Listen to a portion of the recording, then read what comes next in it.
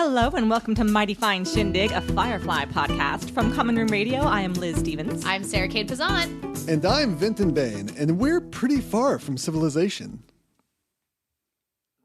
Guys, it's crazy that civilization comes up so much in this episode. I feel like Daphne Olive needs to be with us because we talk about civilization on our Black Sails podcast, Fathoms Deep, all the time. So you're going to be episode. So you I mean, like, you, and they talked about pirates, actual pirates, yep, civilization and pirates. Did. Yeah, yep. Yeah, it was amazing. This is your show. So I'll try not to get confused. But remember when Mal? Yeah. Our tragic hero, indeed. Not completely different. Not completely different. Somewhat, I mean, quite different, but not completely different. I've got to watch Black Sails, I guess. You really, really, really do. Yep. He had his own Serenity Valley, if you will. But was he in single space? man tier, but he wasn't in space. No, not space. No.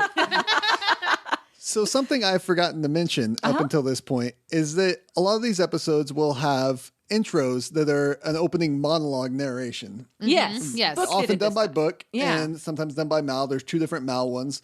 They're not on the DVDs. And I don't know if they are on that's the too Blu-rays or not, bad. but I don't think so. They're only on the Netflix because I guess this is something that the network put in later for the episodes that aired because they're not even on the episodes that didn't air. That's really confusing. There's none for them, I don't think. Fox, why did you screw the pooch so bad with this show? That being said, I do actually like the opening monologue. I do too. Well, I did notice that Book did this one. Yes. And I liked his rendition of it too. Yeah. Yeah, it's just a very good summary of what this show's about, I think. Well, and I like that it's done in character because a lot of times, like, I can't believe I'm going to say this, but they used to say previously on Grey's Anatomy, and it was a different actor. That's okay. They also say But it was previously just- on Buffy the Vampire There Slayer. you go. But it was a different actor every time, but you recognize their voice because you watch the show. But this was like in character. It's the way that they would tell the story of what happened. And I Yeah. like that a lot. It's a They great do choice. the previously ons as well, either before or after the narration on some of the episodes, but I can't remember if it's the same person that does them or if it's an announcer. I don't remember now. I don't know. We'll have to keep an eye out. Yeah, because they haven't done that yet. Yeah. But this episode is Bushwhacked. Bushwhacked. This is episode 3, not This last week. is the episode I was like, I don't even remember Train Job, but obviously I did. This is the one I was like, I don't even remember. I just watched this episode. I still don't remember a whole lot. This is not a great episode, you guys. I think we can go ahead and say it. Yeah. I think they were just trying to show a different side. They And were. It's interesting because last week we had like the, sheriff, small town, detective procedural show kind of thrown in, which of course I really dug. And this time it was like this kind of suspense thriller supposed to be, I guess. Right. I'm not really a suspense Yeah. thriller girl, so I was just kind of done with it Yeah, already. I Tim was like, I Minear liked it when we were wrote playing and ball. directed this episode, and he wanted it to be a scary episode Yeah. to show that side of the show because it thus far had just had more of a lighthearted, humorous Yeah. Okay. versions of the show, and he wanted to show that there is a dark side to the show. And we are learning like a lot about reavers in this episode, and we deal with reavers a whole lot, which, I mean, I talked about back in the first episode of the podcast that I thought that the reavers as a concept was a really interesting concept. And I talked about how I don't care. And so we'll be getting a lot of that today. Yes. We'll be getting more of that. I Buckle up, actually Buttercup. have a little bit of commentary from director and writer Tim Minear about what this episode is about and why he centered the whole thing around the Alliance and the Reavers. And I've just paraphrased his thoughts here, but basically he said that he wanted to set up the universe more by exploring these two extremes, the Alliance and the Reavers. Reavers to him are savages because they are so removed from civilization, while the Alliance represents civilization so civilized that it becomes collectivist, bureaucratic behemoth that can't get anything done and tries to control you too much. The story is about how people inhabit the space between those two extremes. Nassau and pirates in England, y'all. I'm telling you. Yes. Watch Very Black, Black Sails. Sails. Very Black Sails.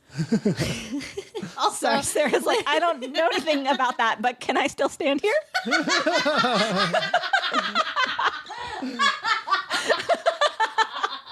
what's your favorite saison? Winter. Well, Brian Regan for you. You're welcome. Listen to Fathoms Deep, Liz's Black Sails podcast that she does with Daphne Do. Olive. It's Yep. amazing. It's Free wonderful. commercial. It's great. Yeah. Yep. Commercial right there. Okay, so let's go ahead and get into our overview of this episode. I want to know what's going on here. Then why don't we find out?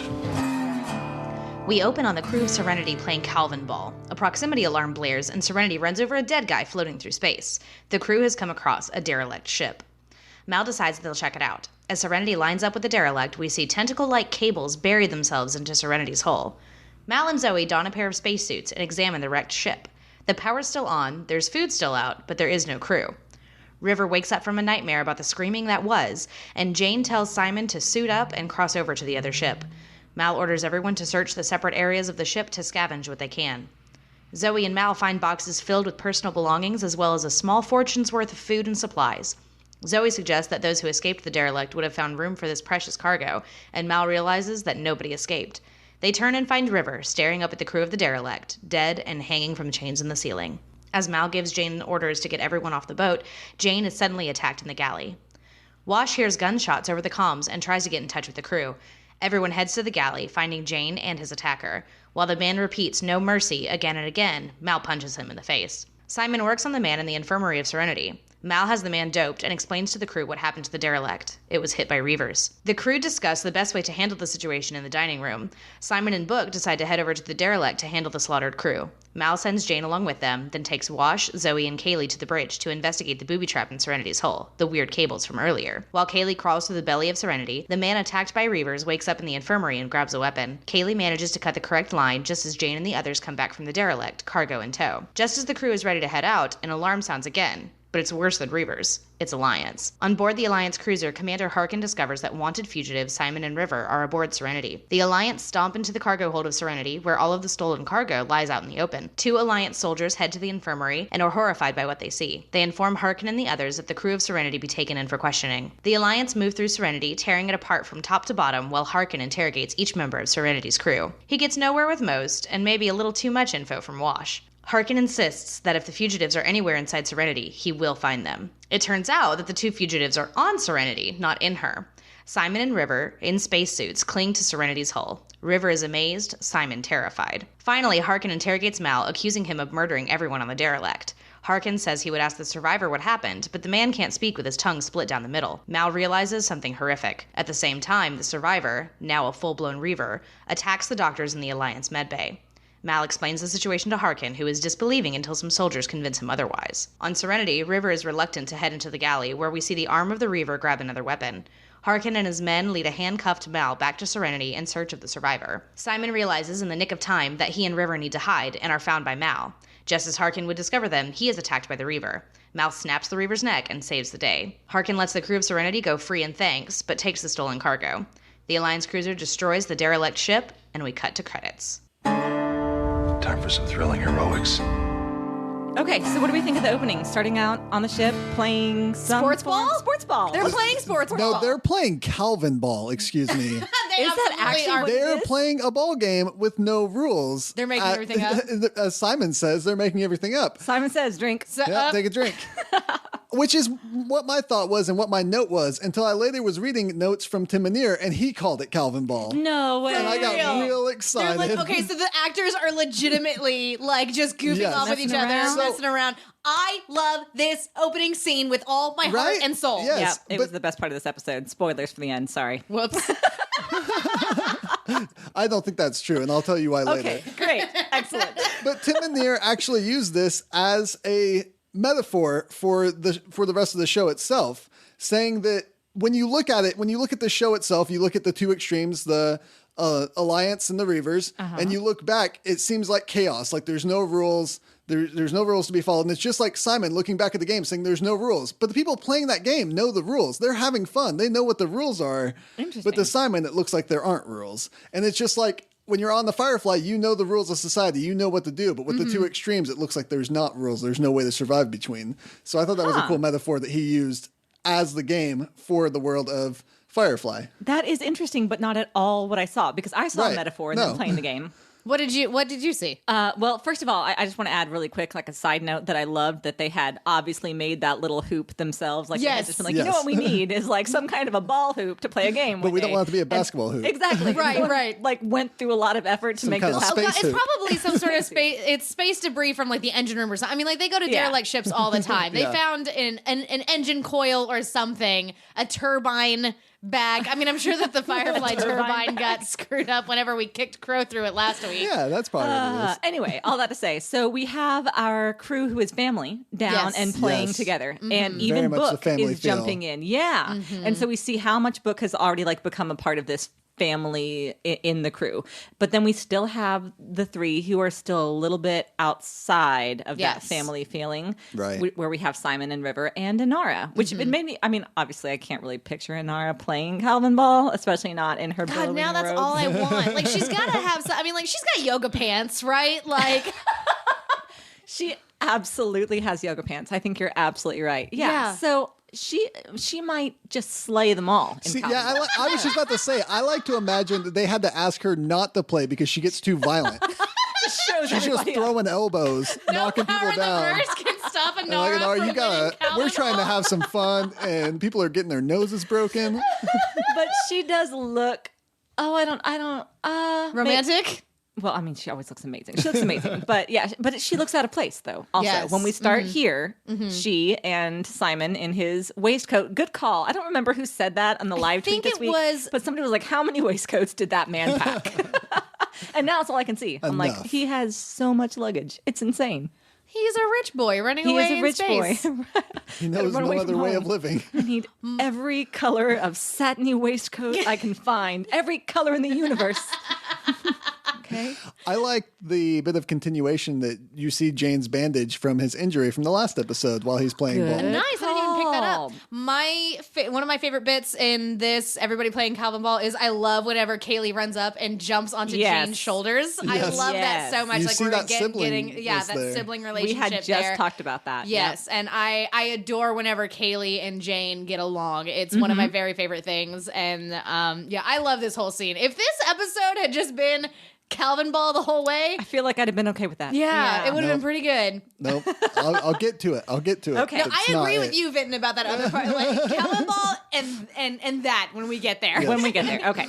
Another interesting note about this scene is that you'll see that Jane's wearing the blue sun shirt. Yeah, But I the did notice characters on that shirt are different than the ones on the signs that you usually Really? see. And so I actually had to Google this, and I found out that it's because, and I'm not going to pronounce these things right, so I'm not going to try, but basically the symbols on one of them represent the old way of saying blue, which could mean blue or green, and the symbols on the other one is the common, newer way to say blue in the Chinese language. Oh, so whenever they were coming up with the weird. translation of blue sun into Mandarin, somebody may have goofed on the symbols at some point? Or they did it on purpose, just showing Okay. there's two different ways to say this word depending on how and where Okay, you are. I wonder if Jane has just like a super old shirt from before Right. Blue Sun became So, like a shady I wonder if it was corporation. purposeful or not. Huh. That's very interesting. Nice detail work, Fenton. So let's talk about Simon talking to Inara, or Inara talking to Simon, I suppose. This was a very interesting conversation for me, I thought. The way, because this was another thing that came up in the live tweet. Kate said that she thought maybe it would be better for River to have some just compassion and understanding from Simon instead of just trying to fix her so much, like he's so set on fixing her. And that was very interesting because Inara was trying to tell him, was trying to reassure him that he was being selfless. But I wonder if he doesn't know better. And because he was saying that, yeah, bringing her out here was trouble for her and that's not any better for us. But he does seem, I mean, of course he wants to fix his sister, but he also wants to be the one to do it, to know that he is able to restore her and to be her savior. Right. And that's tied up in it quite a lot, actually. Yeah, it's almost that idea of even feeling like I'm the only one that can do it, so I Yes, have to do it. Even if right. there's a million other people that could help, Absolutely. I have to do it because I'm the only one that can, because I can't get my heads out of the clouds to see otherwise. Yeah. Yep. So that's really interesting. So Simon is idealistic in this way where his idealism is tied into River's safety and River's well-being. Yes. Yeah. And his care for her, I think. That's really interesting. Yeah. And it's true, of course, that because of the Alliance searching for her, that he has to be very careful and keep things under the radar. But I don't know if it's necessary. Well, and it might be. Maybe he really is her only hope. That's interesting. That's something to keep an eye out, I suppose, as we go on. Because I know that they have that episode where they do end up going to that hospital. Yeah. So I wonder if there's really no one else that could help. Interesting. Just food for thought. Good thoughts. Moving on. I really liked right before we move away from this scene entirely, but I really loved how intrigued by the Calvin Ball River was. I mean, like, she's like hanging halfway over the railing on the catwalk. Like, you can watch her she eyes moving with the ball. She wants so I mean, like, we talked about how, like, it's the family downstairs who are playing Calvin Ball plus Book. Like, River wants to be a part of that. Yes. Oh, I didn't see that though. Really? No, I saw her trying to understand the mechanics of the game. Oh, well, I mean, I think because it was, the rules kept changing, she was just like constantly surprised. I could definitely see that, but I think it was something that happens later in the show that changed the way I read that scene, where she's comes in from the outside of the ship and she goes, "Can we do that again?" She's so excited. She's having fun. She's like a child to me, like that wants to have fun and wants to play. And so I that changed my reading of that earlier scene. Yeah. Good call. All right. I'm going to give that one over to you guys then. I think that you win. Yep. I really like when they realize there's another ship and Wash goes, "Who's flying this thing?" Wash has some of the best lines in this really entire does. episode. Yes. One of the saving graces of this episode, which is otherwise pretty forgettable, frankly. Pretty forgettable. I enjoy this episode. I'm going to have to disagree with you guys, but That's it's totally probably fine. on the. If you were to put them in some kind of ranking, which we're not We doing, are not doing that thing. it would probably be on the lower end. But it's Firefly guys; they're all at the higher end for Yeah, me. exactly. Yeah. Oh, great. True story. It's the worst house in a great neighborhood. Yeah. Exactly. And then, of course, Kaylee's line, "Doc, why don't you come down and play for our side?" "No, I won't mind." "Oh, Kaylee, you're so cute." Kaylee is so It's cute. so cute. Yeah, and she sure is crushing on Simon. It's adorable. And I even enjoyed whenever Jane was like, "Well, little Kaylee's always a man short." I felt like that was more teasing and not nearly as crass as he has been in the past. That's good. I missed that line, to be honest. Yeah, I feel like so- everyone smiled and kind of laughed with that one, even Kaylee. So everyone was okay with that one. That Yes. was just sibling teasing. Yes. So a body hits the ship from space. Yeah, straight up space body. And you know what? I actually The- jumped. Yeah, I did you? jump. Yeah, I was watching at home by myself and I had the volume turned up pretty good. And I'm not usually one for jump scares, actually, but I did jump. It was really good sound work, Yes. actually. Yes. Yeah. Even the music, that's where that And the piano bit music, starts coming in, and that's going to reoccur throughout the rest of the episode, and it's the perfect amount of creepy. Yeah. They really did get the eerie, creepy, suspenseful thing down for this. The I'm not a huge sound fan work- of that in general, but they did a great job. The sound work in this entire show is some of the greatest sound work I've is. ever seen in any television or film. I mean, it's so damn good. Do we know, did they get any nominations for sound design? The show was nominated for the best sound editing in television, long form sound effects, and Foley work as Bam, part of that's the what I just Golden said. Reel Awards. Bam. That's funny. There's some Foley work for the podcast. That's not an onomatopoeia is not Foley work. Are you sure? It is on a podcast. Okay. So the camera zooms in on River, and she says, "It's ghosts." That's right. It's a ghost. It's a ghost. Very creepy. Again, they did good with the creepy factor. I want to say that in the show she actually says it's a ghost. In the script, it's ghosts. So I don't. The remember Netflix exactly which. subtitles say it's a ghost. Yeah, that's what I thought. So That's what I thought. Netflix subtitles, though, aren't always great. very unreliable. Yeah. Yeah. So now we have our theme song and intro, Yes. Cut to credits. Cut out of credits. Act 1. Is this where we get Kaylee talking about the ship and how she doesn't like to be parked like that?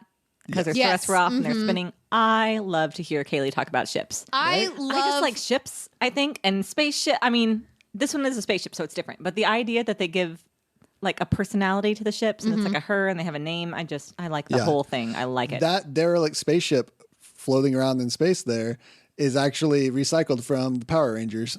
No. Because the show has such a low budget, they recycle a lot of things, including their spacesuits were recycled for a movie I think that never got made. I can't remember. I think it was like a Kevin Costner movie or something that didn't get made. Oh, that's But, crazy. Yeah, this is from the Power Rangers. This So, show for is the most fact there. scrumbled together, scrappy little Yes. underdog that ever did exist. That's how you gotta do it when you don't have a budget. I love you, Firefly. I love everything you are. No, I love whenever we see how competent Kaylee is, because I think it would be Yes. easy to forget. Because she doesn't necessarily get to be a part of like our big action set pieces. I mean, the Right, girl yeah. is kind of a bullet magnet. We have Right. to like chuck her out of the way real quick. But you're right. She was just as responsible for the crazy Ivan as Wash was. Yeah. Right, right. We're gonna see some more of her competence in this episode. Yes. So I love this moment where Jane comes up with this crazy theory of what happened. And it's like, that guy out in space probably killed everyone on board and then threw himself out to see how fast his blood would boil. And Wash turns and goes, "You're a very up person." So silly and fun. Yes. And then, of course, Book wants them to stop and see if everyone's okay and help out. And Jane's like, "Nope, not going to do that." And Until, of course, Mal mentions that there might be goods to take, and Of Jane's like, course. There "Oh, could be well, treasure." yeah, no, somebody could be hurt." And I did notice that he mentioned the Good Samaritan parable. Yes. So Yes. we had asked before if this was like just some similar random made up Bible? Bible, or it's at least very similar. Now Yes. we know. I think it's probably an old King James. Maybe some edits. I don't know. I don't know. Anyway, edits, but at least, yeah, there's going to be references to Bible as we Right. know Bible. So that's good. That helps us kind of wrap our brains a little bit around Yes. the spirituality of the shepherd.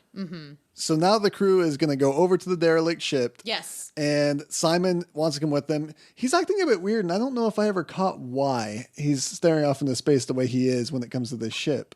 I think he's just, it seems like he's nervous about the idea of being out so far in space. Right. He's always been a city kid, and he's way out far from Yeah. the lights of home, as it were. Yes. And He he's talks about to have to walk through space onto this other ship or whatever. Yeah. And it's just, we find out here pretty soon that like he is afraid of space. Yep. Like he's afraid of getting into the space suits where it's like just a little bit of mylar and glass keeping Yeah. you from nothing. Yeah, but nothing can do some harm. As Yes, Jane will exactly. be quick to tell him. Such a bully, Jane. You're a mean Yes. man. Speaking of, that's when Jane later convinces him to put on. He's like, "We got to suit up and meet me over there," which he didn't need to suit up because they were connected. Exactly.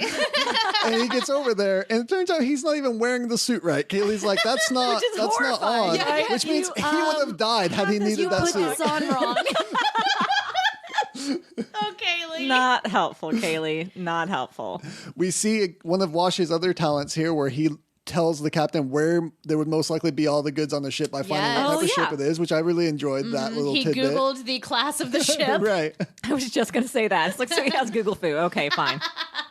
And we get a bit of a more of an understanding of what's going on with River, because it's becoming more clear that there's some kind of psychic thing going on. Like Yes. she feels a Right. presence. Yes. And she obviously said it was ghosts, but now she's going to wander onto the ship because she's feeling something on this ship. Right. And she's And trying Nara, to- you had Screaming. one job. one job. That's true. One job, What Inara. were you doing? Maybe she had Sponge bathing.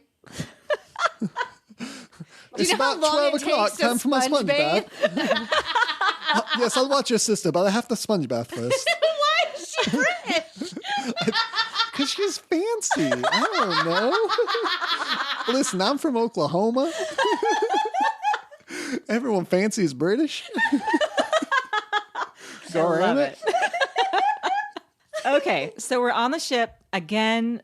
It's very suspenseful. It's Yes. all of the food left on the trays, the flashlights. It reminds me of the original Alien and Aliens. Yeah. Yes, very there's similar. actually a lot of similarities to the point where some of the dialogue even is direct callbacks to the No Alien way. franchise. Really? So I think that Tim Anir was purposefully putting those in there because he wanted this to feel like Alien. Oh, worked. he wanted And it I to be like did- an homage. Yep. I did get goosebumps, and again, that's not something I normally. Wow, you were necessarily really, really do. affected by this episode. Well, I was paying a lot of attention because I was going to have to talk about it and sound smart for a not while. picking So I on was you. trying. No, I'm just explaining how it happened. So it's like, even though it's not my thing, it's like I'm invested fully. You have all Right. of me, Firefly. Yeah, so you see Kaylee finds out that there's nothing wrong with this engine. There's your first note. Something's wrong. Yes. Because why would people abandon a ship that runs perfectly fine? oh, and we whenever we skipped this, but whenever Firefly connects with the derelict and we see outside, like the camera terrible cuts, we see the CG weird snakes that come out. Yeah, the terrible CG snake tentacle monsters. That like seep into there like a weird Pokemon move. I don't know. Yeah. Very strange. That throws me out Yeah. every time too. It's- It's not it one is of the bad. better visual effects. No, yeah, Um, it's a product of its time. It's yes. what it is. Yep. They did their best. And then, of course, Zoe sees that the ship's fully stocked and the families leaving could have probably taken some of this, surely. So there's clue number 2 that something's wrong. Yep. And that's when Mal sees River looking up to the ceiling on the ship when she's not even supposed to be there. And Yep. he goes, well, that's because those families never left.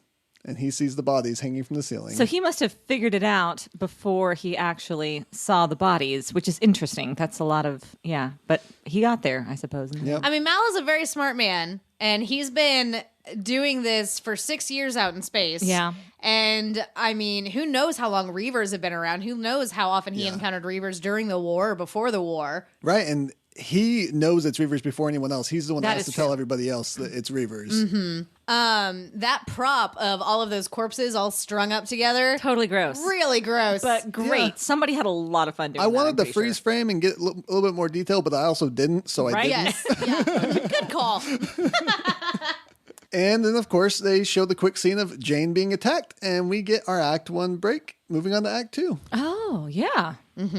So, of course, we come back in, and there's a gunshot, and Wash is panicked and Starts freaking out. Yeah, he calls Zoe and says, "What's going on?" And Zoe says, "Not now, dear." What did I you laugh. Here I don't like exactly. that at all. You don't like Yeah. it? I do not like it. Nope. I do not like it. It's very dismissive and I think it does play into the later episodes where Zoe and Wash have a little bit of a problem. yep. I mean, but I also get it too. It's like, hey, we're on this ghost ship and everything's fine. Nobody's hurt. Like, I don't have time to explain to you the situation that's going on right now. But if it wasn't her husband, if it was a crew member, she wouldn't have said something so condescending. Oh, you're right. Sorry, downer, I guess. Marriage is hard. Well, then the next thing I have to say actually is also about not liking Zoe in this episode, just this episode. She's great so many times. But then we're all around the table and everybody's talking about the reavers, why the reavers are so bad. And again, I have a lot of trouble caring about the reavers, but I'm invested.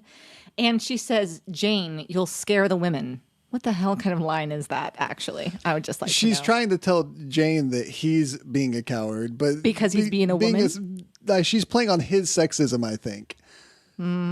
Because she's trying to get him to be like, "Go on the ship." It's not really from her mind okay, that women are okay, weak. It's all from his right. mind, and she knows that. I think. Yeah, I think that I can Zoe see it being a weak also line. like- Surely, yeah. Yeah. I can agree with it being a weak line, Yeah. but didn't I like think it. that's what's going on there. I like that explanation and I accept it into my headcanon. Which, speaking of teasing Jane, this is the moment where Jane tells them it was this big guy that attacked me, and they find it's actually a smaller, younger boy. Yes, who like attacked a them. scrawny And teenager. Simon teases him. He's like, "Oh yeah, you must have been terrified." He was a real looked bigger when I couldn't see him. Which is a great line. You see this scared kid saying "No mercy," which, when you hear it, sounds like "No mercy," and of course that's how Mal takes it, is them asking for mercy. But in the subtitles, in the script, you notice there's no comma there. He's saying "No mercy" over and over again. You'll get that later in the episode Yes. as well. He's not asking for mercy. He's saying "No mercy." Oh, interesting. You didn't realize that? Good point. No, I just didn't necessarily put it together. Right. Yeah. Well, I mean, he is just kind of like babbling crazy talk. Yeah. You don't have to pay that much attention. Right. Let's go ahead and talk about the Reavers a little bit, because I know that the Reavers don't really do anything for you, Liz. I think as a concept, they are really, really interesting. I think this idea that people they have traveled so far from all humanity, from any of these other terraform planets. They've gone so far out to the black that they have gone space crazy and now they've completely forgotten how to be human. Like, now they're just monsters. They stared into the abyss and the abyss stared right back. Right. Yeah, this is the first time we get to see what Reavers actually have done. Yes. We're not just hearing about them and having a chase scene. We're seeing their handiwork in this Yes. episode. And we get even Book's commentary on what they are. Of course, Jane and Mal say that they're not human anymore, but Book says, of course they're human. They're just so far removed. Yeah. I just does nothing for me. There's so much other stuff in the show that it's so interesting and compelling and gripping, and this other weird space monsters thing just doesn't do it for me. It is a weird balance of the idea of here's the monster you never see idea. Like, we're going to hide it from you, so it's all in your imagination for the most part, and it's scarier that way. But also, if this is such a big thing, why don't we ever get to see it? And why isn't it more played into the story of Well, and Firefly? I love the question of civilization and I guess anarchy is close to it, or just libertarianism, because, Mal obviously very much a libertarian. But I like seeing it through the Alliance and through Mal and his crew. This extra super far end of the spectrum is, and I suppose that's interesting in its own right, just to show the full spectrum in this world, especially. But I guess maybe it's just because, and of course the movie will shed some more light on this, but because it just doesn't spark as being true to me. Like, we know that in the Old West, when they sent people out to these towns and nobody was there, kind of all hell broke loose for sure. Right. And because there wasn't law, there wasn't order, and families. And I know that once they sent women out, it kind of settled things down, and townships and families began to happen easier. But that's very different. Like, a shootout in the corral is very different from like skinning and raping and eating Right. people. I think it's more of like It just the goes hills so have far. eyes type character. Yeah. Where these are the mountain people, the inbred mountain people so far from civilization. They're villainous monsters of humanity, and you can only find them if you go way out and get lost. Okay, so are they supposed to have been there like for generations? Possibly, yeah. Although we do helps. see in this episode that changing into one of them only takes having everyone around you killed by them. Well, and you're made to watch. Like, it's not just killed. Yeah. Like, you're watching these people get raped to death. Their skins are sewn into their clothing, and their flesh. And as Mal will later say, the only way to deal with that is to become it. I don't believe that though. Yeah, So well, Book sure, would it's say- interesting. Book would It's a say nice so, too. story. But there you go. Thanks, Book. Yeah, I just don't. It just doesn't. Yeah, Book would say, I guess don't buy I'm- that. There's always a coming back. These are just men, and I believe there's a power stronger than men. Yep. I don't know Team if you Book. can come back from that. People come back from all sorts. I mean, the atrocities of war are. Think of the concentration camps, though, and the people and the families who came out of that. Yeah, but you didn't watch people get raped to death, their flesh sewn into clothing, and skin eaten. Okay, that. I mean, technically, yes. Yes. Okay. I mean, it just doesn't work for me. I think that he could have come back. If anyone had cared to try to help him rather than just dope him up on the table and leave him there and then just let him run around the ship attacking, why not, tie this kid up, give him some love and care, feed him, do something, like hang out with him, keep an eye on this person for That's one, interesting. Yeah. Which I guess they didn't have too much of a chance to do that because the Alliance coming in, but still, but I that's think a very good point. situationally as well, there might have been some different things that could have changed the way things had gone in this episode. Especially because Mal talks so much about like saving people from suffering by just helping them not experience it. Like Right. he wants to just dull the pain, which is interesting. Well, I think he wants to just kill the kid, too. Yeah. Like, Yeah, He he wanted said to that ju- would be the way to save him from here. When he mentions in this part of the show, he says that they're reavers. Everyone's like, okay, this is horrifying. And he's Yes. like, the only way we can really help him is by shooting him. Which Putting a I bullet agree in his with. brain pan. And that would end his suffering. Well, and he also wanted to send everybody out to do the pretend. Well, it wasn't a pretend; it was an actual funeral. But it was also, so that he could get this other work done. Right. Again, to save them from the suffering. Like Yeah, what so they they don't don't have to be know around. can't hurt them. Which is again this very kind of paternalistic idea of caring for people that is just like, oh, well, I'll protect you from yourself because you can't handle this badness. So I'll just. True.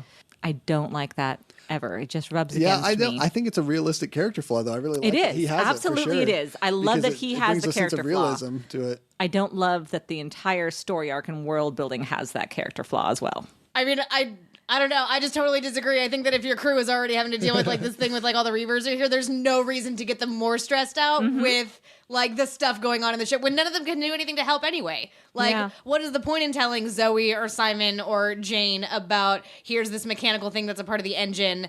Like, none of them can do anything. The only people who can are Mal and Kaylee. No, I'm sorry. Sure. And that's fair Wash because he did Kaylee. at least tell them. Everybody who Right. could help, he Right. did tell. Yeah. Yeah. So that's a fair point. We'll never know until we're in that situation. God help us I all. hope that doesn't happen. Until reavers are upon us. Oh, God. dear. So as we mentioned, they have this conversation. Mal reveals they're reavers. Book brings up the hope side of it. And Book wants to give these people a funeral of sorts. Yes. He wants to give them whatever peace that he can. And Mal is for this. He says, yeah, I don't know if there's any peace to be had, but go and try to do that thing. Yeah. And of course, Kaylee and Inara are like, that's really sweet. I'm surprised by you. And he's like, I was just trying to get them off the ship so we can deal with this horrible thing. I just realized that we're attached to a trap and we could Yes. all die now. Which I think that Mal was doing both. And he, of course, doesn't want you to think that. He wants you to Right. think that it was just solely for this one purpose. But I think that he really does want those people to have peace. And part of him Yes. does believe that Book could maybe do that. And so he wants Book to go do that. You know, it's I really like interesting that Mal, I mean, like what you were just saying, Liz, with like Mal thinks that the best way to give people peace is to keep them from suffering. And then it's interesting that like he does this for other people, but he does not do this for himself. Ooh, yeah. Yes, absolutely. Yeah.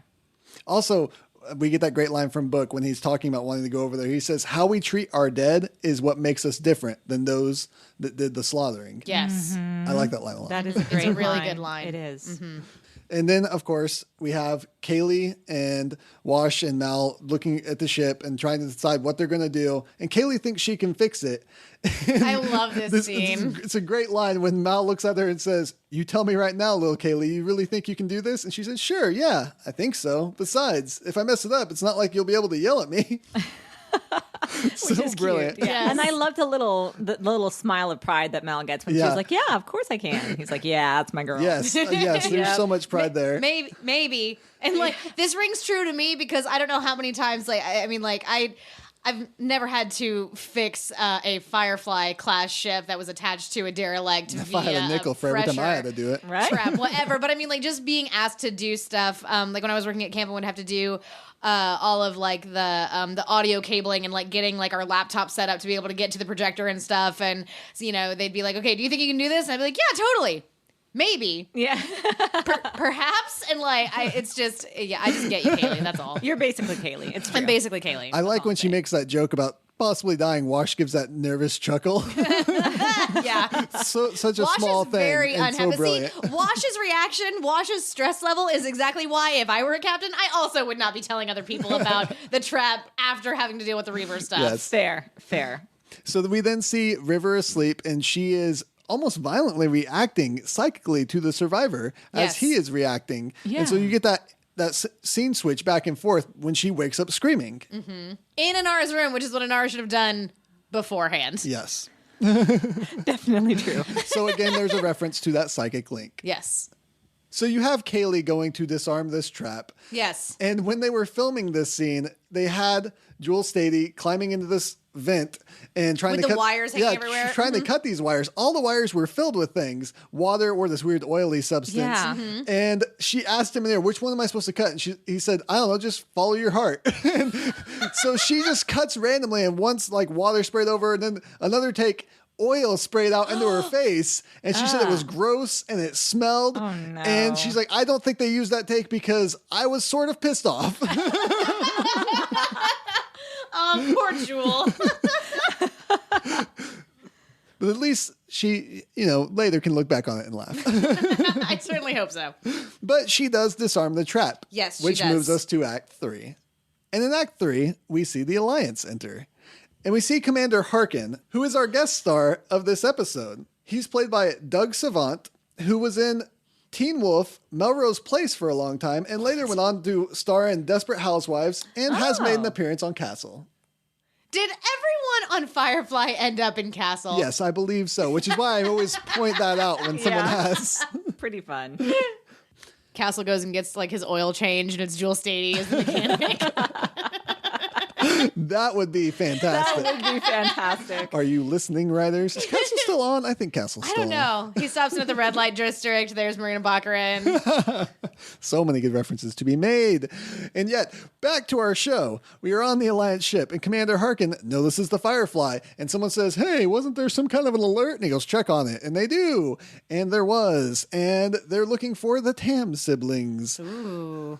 There's no children on this ship. There's no children. I never said there were. Yeah, Anyways. I really like this scene because I love the camera angle where it's down below, so we see Mal, but we Is also that a Dutch see, angle? So we see Captain Mal, and then it's this low down camera angle, and back behind him we see that hoop, the Calvin ball hoop. Oh, yeah, I did not That's a notice callback that. to like how fun and lighthearted this episode Right. started, which I thought was really great. It's weird to me that Harkin isn't given this information about River and Simon, that it says it's classified.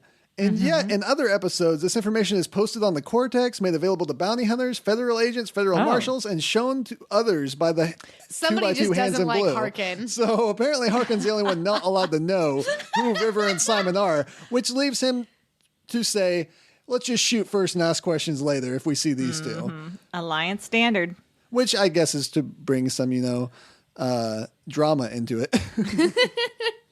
So, of course, Commander Harkin does confront Mal, boards the ship, and Mal has all the cargo pulled out so that it won't look like they're hiding anything. Yes. And Simon gets real scared and is like, "You can't. What do you mean you want?" Because We have to run. Yeah. yeah, he's like, we have to run. He's like, "No, bring your sister." And he's like, "What? No, you're not turning her over." And of course, Jane loves this. He's like, "I knew it. I knew you had a plan." But it turns out that Mal has a different idea for them because you don't see Simon and River when the Alliance boards the ship. Exactly. Yes. Instead, Commander Harkin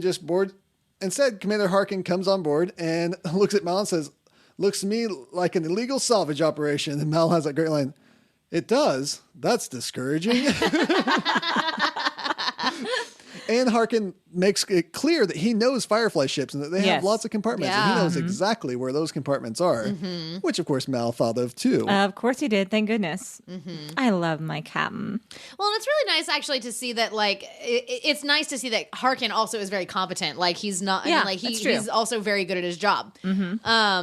I love in this scene when they start dragging everybody out and Harkin calls Serenity a piece of junk. And of course, Kaylee immediately gets I so love it. mad. Did you hear that purple belly called Serenity? And Mal just has to go like, shut up.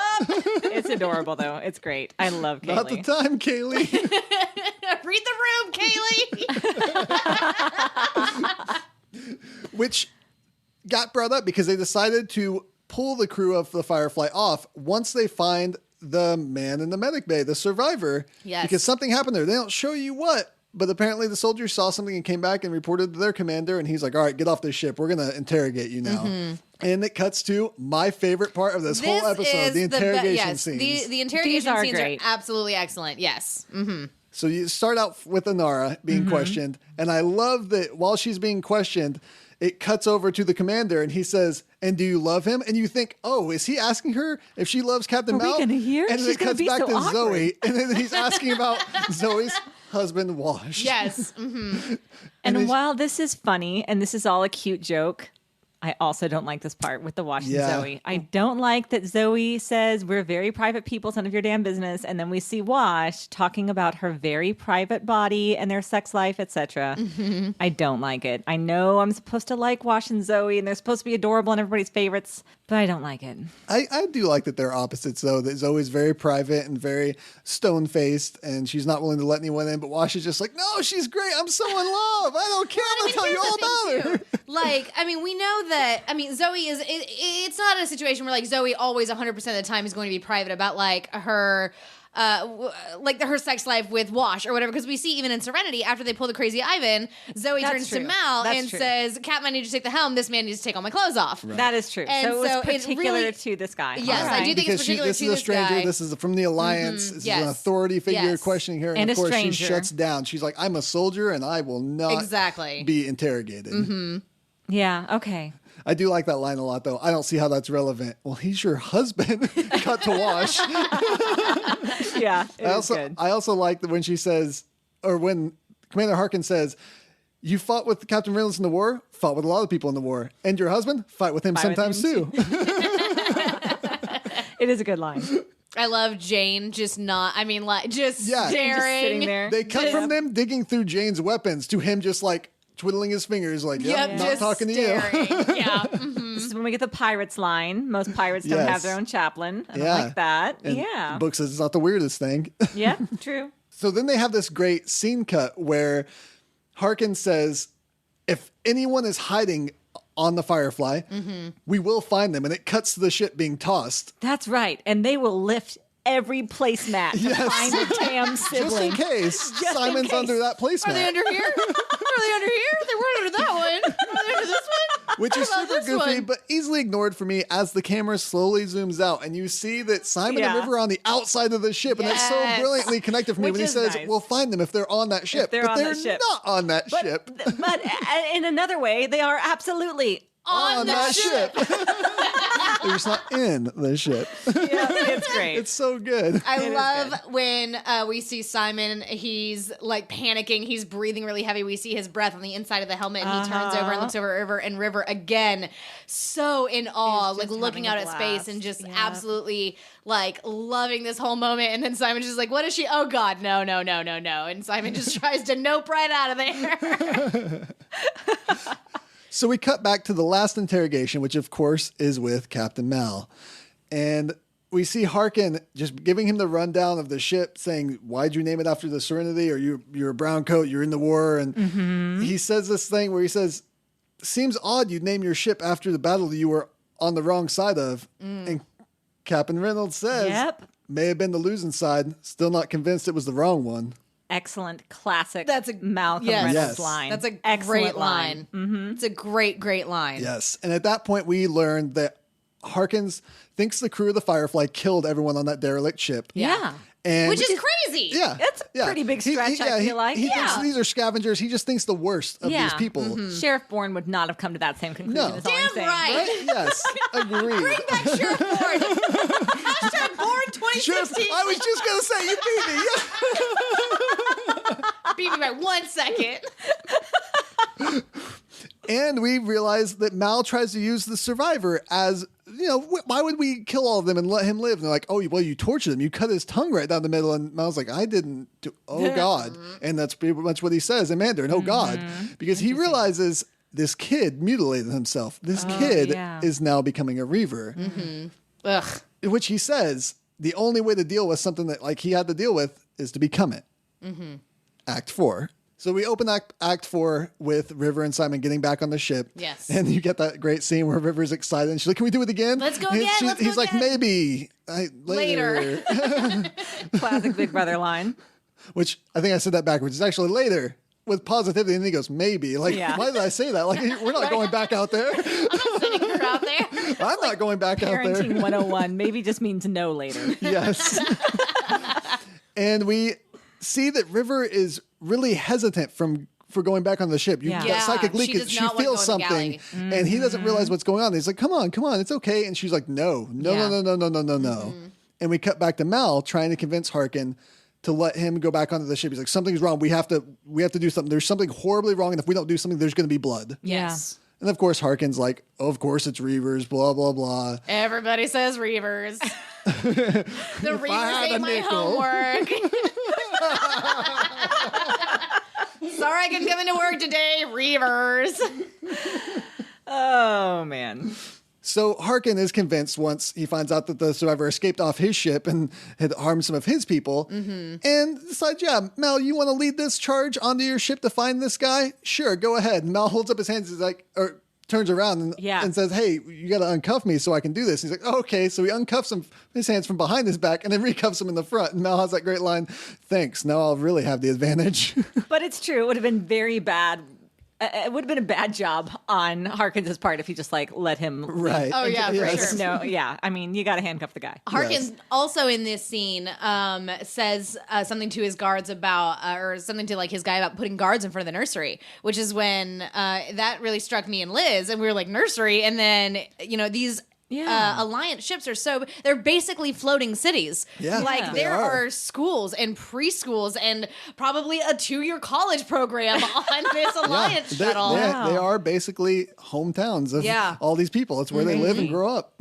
Yeah, we just don't ever see that. We just see the command center. That's very and you see the interesting. outside so you can see that it looks that like a it's massive. downtown Yeah, city. it's but huge. And gigantic. it does have kind of a city skyline feel to it, Right. which is neat. Yeah. So it's a good thing that Reaver Man went ahead and went back to Firefly and did not decide to slaughter this entire community. It's yeah, true. I don't know exactly why Mal knew that he'd go back to the ship, because he does say that. He says, oh, I know where he is. He's going to go back to the Firefly, but I'm not sure why. Mal must have interacted with Reavers at some previous point, There and we has just to be don't some see kind that. of He's got to have prior history knowledge. there. Yeah, I suppose so. Maybe we're going to hear about that at some point before they canceled our show, Fox. Right? Poor Fox. They'll never hear the end of it. Fortunately, cares? I say poor Fox. What just happened? I take it all back. yes, take it all back. Fortunately, Simon hears Mal and Harkin and soldiers coming, so he hides again with River, and it gets that suspense, who are they going to find? Are they going to find the survivor? Or are they going to find Simon and River? And Mal does find Simon and River, and they're almost found by Harkin. Yeah. Real super close. close. He's It's a Lucky great thing part. for that Reaver after all. Yeah. Deus ex Reaver. Machina. Yep. Malcolm. Malcolm. There's a That's like There's Malcolm. a Deus Ex Malcolm. That's the one. Nailed it. There was a joke there. We got it. I love that moment though where Mal makes eye contact with Simon, and they're just both like, "Oh no, Oh, dude. you're in the wrong place, and I don't know what to do about Yes. this situation." And the Reaver jumps, Yep. and attacks, Yes. and That's all. And then Mal freaking jumps over there, throws Springs his into hand, action, yeah. First of all, immediately springs into action to save Yeah. this Harkin guy, even though Harkin is a part of the Alliance and has been a Well, total to D-bag save this whole time. everybody. Well, and to save Right. everybody, yes. He could have let Harkin get cut up a little bit, is all I'm saying. but Pain is scary. I think it shows again. Mal is a hero at Yes. heart. He can And talk a big game, but he's a hero. Breaks the Reaver's neck, just Yep. straight up snap. Yeah, he does what he has to do, as Yeah. we saw when he shot the other dude in the face. Liz pointed out, Malcolm Reynolds has killed someone in every episode so far. Yep. That's true.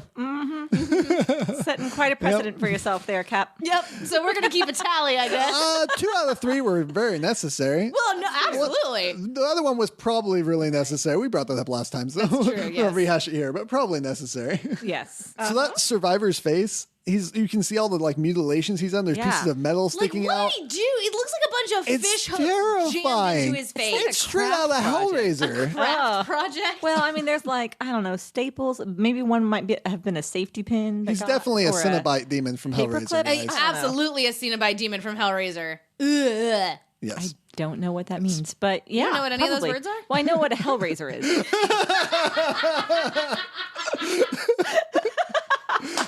But fortunately, we were spared from having to look at it too long by Mal snapping his neck Thank goodness. and saving Harkin. Yes. To which we get this great cut where they just skip any exposition there, whatever's going to happen, to the Firefly just departing. Yes. I just really like that cut. I'm like, yeah, just get to the point. There's no need for all Harkin this. just staring up at him with blood just like splattered across his face. Yes. Ugh. And we find out that Harkin let them go for saving his life. He said, all right, you can go, but I'm keeping all the cargo. And Jane's right. very upset. He says, Yes. you saved this Goram life. He still takes the cargo. And Mal says, he had to. Couldn't let us profit. Wouldn't be civilized. Which is an interesting line. Back to the part of the civilization argument that I do really find very intriguing. Yeah, definitely. And then the derelict ship's destroyed. The credits roll. Beautiful, quiet explosions in space Yeah, I and that love awesome quiet explosions in music. space. I know, gorgeous. And then a very abrupt credits, right? Very It felt abrupt, yes. right? Yeah. Yeah, this episode feels very short. It feels really the short. end. I mean, like It goes by quickly. It does go by Is that quickly. because of the suspense, do you think? I don't Maybe. know. I feel like we do a lot of build up, and then once we get the action going, like I always forget that by the time we get to the interrogations, that we're like very well into the episode and Yeah, like almost it is to the true, end, almost even at at the that end, point. uh-huh. That is Bushwhacked. Yep. So let's go ahead and get to our geek out sesh and talk All about right. all of our favorite parts. I love my captain. Favorite part, again, gave it away. That's all right. I love the opening sequence when everybody's just having a ball, if you will, a Yes. Calvin ball. But Thanks. I did that on purpose. As a big fan of Calvin and Hobbes, I can also attest to this being an amazing scene of Yeah. playing Calvin Ball on TV. Anytime you want to do It's that, it's really going to add great. something for me. yeah, Lots of fun. probably at WonkCon we need to play a game of Calvin Ball. Yes. Hashtag WonCon predictions. That's also, I think, my favorite scene as well. And then during the interrogations, whenever Kaylee is still all lit up about them calling Serenity junk, Yes. and Yes. she's just like going on and on and on about how otherwise you're gonna have to like bypass everything through the main Atmo, and then Yep. you're gonna asphyxiate the entire crew. Now that's junk. Yeah, she's just defending She's that so ship all through the mad. interrogation. Yeah. I'm not talking And about I love anything it. else. I'm defending my ship. And the guy's just like, okay, He's just like, okay. I stepped into this door. I've pretty much already said it, but my favorite scene is the interrogation scene, Yeah. especially the Zoe wash part, where you Really? have Zoe saying, we're very private people, cutting straight the wash. The legs! Oh, yeah, I definitely have to say it's the legs. Audible You can't put groan. that down. Her legs, and right where her legs meet her back, that whole area, that and above it. I'm shaking my head, but I'm happy for you that you loved it. They wanted everybody to love it. People love it. Great. love what you love. Love what you love. That's right. Who do you guys think had the best performance in this episode? Ooh. I think Mal, probably. Yeah? His reactions, his knowing what's going on with the reavers, him taking control of the situations. I think so. I think Nathan Fillion did a really good job with that. What do you think, Liz? Maybe Summer Glau. Yeah. Yeah, River was really compelling for me in this episode. The way that she shifted between the childlike wonder and this strange, prophetic, otherworldly prescience was pretty lovely to behold. Yeah, you guys both named either of the two people that I was going to name, so I agree with both of you. That way we we don't both have to win. fight. Everyone wins. We're not ranking. I just agree with you both. Okay, well, I think that wraps us up then for this week. I'm very excited for next week. My own personal favorite. We're doing Shindig. Should we tell them about our very the special guest? namesake. We should. We want people to listen to the episode and to be as excited as we are for having the incomparable Alistair Stevens on our show. Woo! We'll be sure to talk to him about 5-man bands and why Mal and Inara are so awesome and whatever you guys want to talk about too. We have a story expert joining us from That's Story right. Walk. That's right. We are super duper excited. We want to thank everybody who joined with us in the live tweet last night. Yeah, there's a or lot of people rather joining in. last week. It's confusing. Yes. It is confusing. Last night from night recording. and last week. Last week from you listening to this. Thanks for joining us with the live tweet of Bushwhacked. There we go. Yep. If you want to take part in that, which you should, we do it every Tuesday night at 8 p.m. Central Time, and you can follow the hashtag MFShindig. Yeah, we love all of you jumping in to talk with us. It's quite a lot of fuss. If I didn't know better, I'd think we were dangerous. We have to use our powers for good, which I think we are. We're doing all right. You can follow me personally on Twitter at Elsa Grab the Salt. I'm at Lizbeth Ray 555. And I'm at Flesh Eater. Again, not like the Reavers. Are you sure, though? Not like the Reavers. So. I hope not. And our whole network can be found at Common Room Cast to get a hold of the three of us. And if you'd like to hear more of me, check out the Graphomania Podcast Network at graphocast.com. If you are on Facebook, if Facebook is your thing, you can find us on Facebook at facebook.com/commonroomcast. You can also support us and kick us $1 a month or like protein bars or send us a homemade Calvin ball kit. You probably can't do that through Patreon, actually. Anyway, visit patreon.com/commonroomradio where you can gain access to the gag reels for every single Mighty Fine Shindig episode and also all kinds of other Patreon exclusive stuff. You get a postcard. And if you pledge at the $20 a month or more level, you get a Common Room Radio t-shirt. We will send you one. We have t-shirts now. You can get on Amazon and search for those and be able to find those. And of course, we're just getting started, so please help other people find us by leaving us a rating or review on iTunes. Only good ones, though. We wanted to thank the people who have left us some reviews already. So thank you, Caleb, Daphne, Emily, Book Major, and Amanda so much for those ratings and reviews. They really help us out, help people be able to find the show on iTunes, and that's a really super big deal. And we are so grateful to all of you guys for doing that for us. Until next week from Common Room Radio, I'm Liz Stevens. I'm Sarah Kate Pizat. And I'm Vinton Bain. And have you ever been with a warrior woman? So real quick, before we finish out this episode, our very good friend Jonathan, at Knives and Fire on Twitter. Which, can we just say, that's the coolest Twitter handle anyone's ever had, Fantastic. right? It's a really good one. Really, Yes. I stole it from a fellow chef. So. Oh, okay. He stole it from a fellow show. He's in the room with us right this moment. Anyway, he made us delicious drinks. I don't know if you guys... delicious. So delicious. If you guys remember, I think it was the first live tweet when I said Full Burn and Atmo, new band name I call it. And Right. Jonathan said, actually, that needs to be a cocktail. And I said, please, God, please. He did it. He did it's it. amazing. He made it a cocktail. It was on fire. He lit the cocktail on fire right here in the Common Room Radio studios. It was amazing. and it tastes like an oatmeal cookie, which It is what he tastes said it would amazing. do, and I was dubious. But it really does taste like an oatmeal cookie.